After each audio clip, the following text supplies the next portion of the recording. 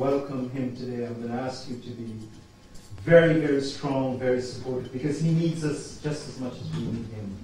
And I hope you will show him how much we need him. Sisters and brothers, the God gave unto me my God, like Yosef and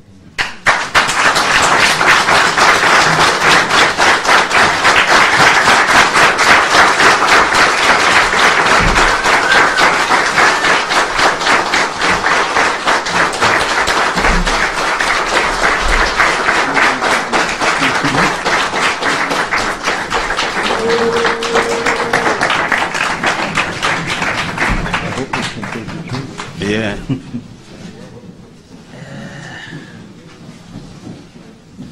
Sorry, they got to sting out.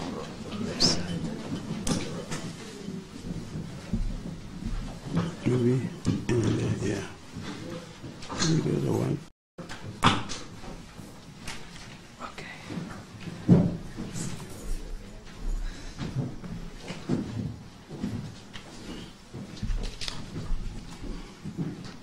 First, I must say good afternoon to you, and try to speak to you in deliberate terms. I've just returned from Africa Friday, and excuse me for not pronouncing Africa the way you may do, but then you're a little more articulate than I am. So I only have one way to say Africa, and that's the wrong way. Because I don't care if you spell it with a K or Q, it still isn't proper. The continent of Africa was called by the Greeks. As far as I can research, Alkebulan would be Ortega, Hesperia, Amonis, Libya, Ethiopia. Those names were all used before the name Africa. So I will say that for everyone using them, he or she must have had his particular reason for using them towards the continent. I can't find a way in which the continent was called by the people before the Christian era, except those names that I've mentioned. And in all cases, they're all incorrect. Incorrect because the African people never called the continent a particular name. If you want to say the time of the Christian era or the common era, they called it a particular name, I can go along with you, and then we can use Africa. Since there isn't a particular name before the Christian era or the common era that the indigenous people of Africa has used for their continent, I will continue to use the word Africa, whether with K. If you want it with a K, I will oblige you. And if you want it with an A, I will do likewise. In either case, you're still wrong.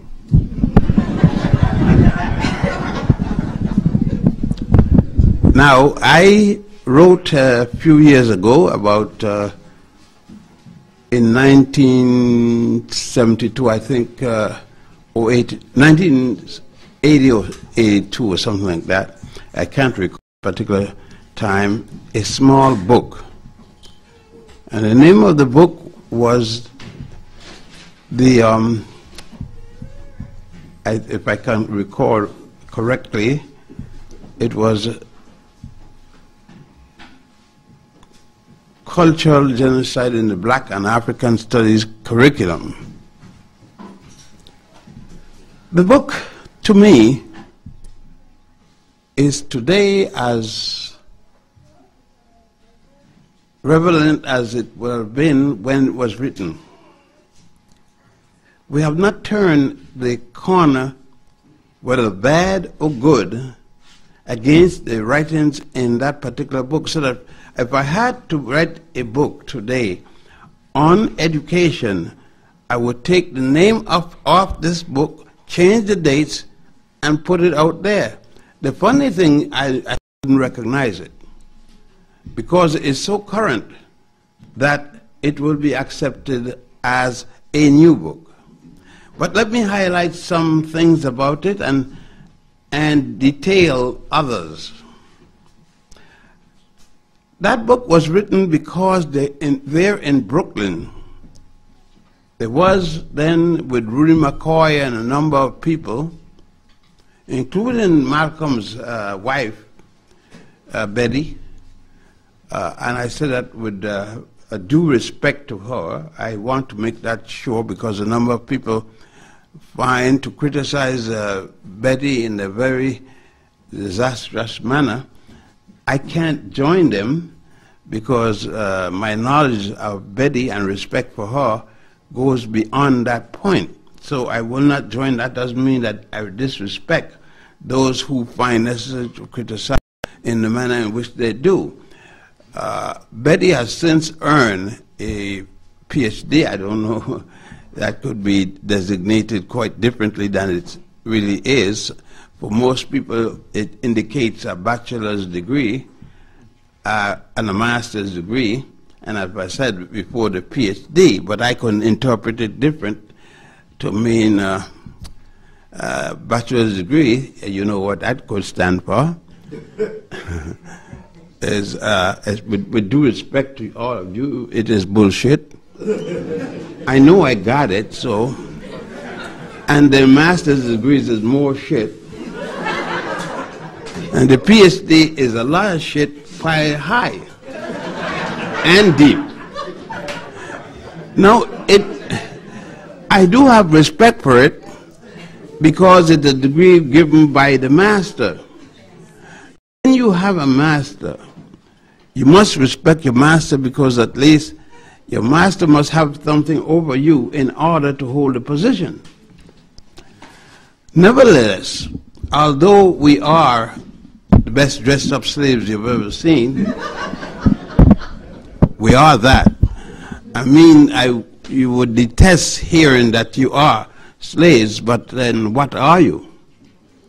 By virtue of how we submit ourselves and who rules us, we must be slaves.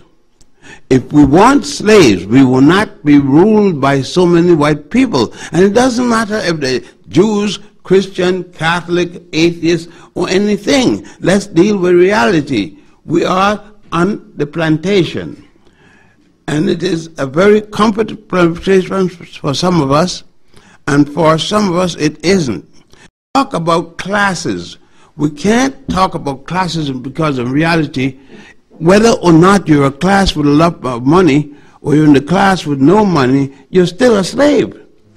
So rather I don't know how you could boast because a car or a better house or whatever that you have more than the other person like you, black I mean, you cannot boast of your class.